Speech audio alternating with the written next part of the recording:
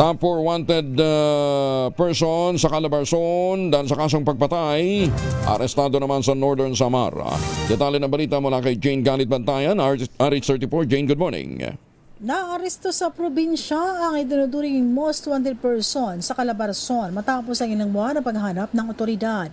Itinuturing itong pang-apat na regional most wanted person ng PRO 4A sa kasong pagpatay. Sa operasyon na lunsad ng 2nd Northern Samar Provincial Mobile Force Company kasama ang CIDJ, Taytay NPS at Rizal PPO at iba pang unit ng PNP na aresto ang akusado na ayon sa report ng PNP ay isa itong 48 taong gulang na kasalukuyang naninirahan sa barangay Pangpang Bayan ng Palapag, Northern Samar.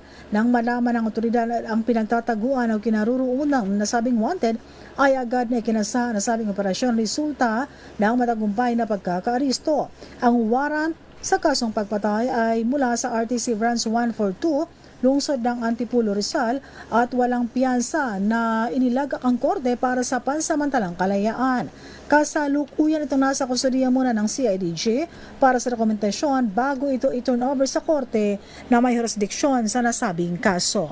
Mula sa Aksyon Radyo Katarman, RH34 Jane Galit Bantayan ng DZRH, una sa Pilipinas, una sa Pilipino. Daghang salamat, Jane Galit Bantayan.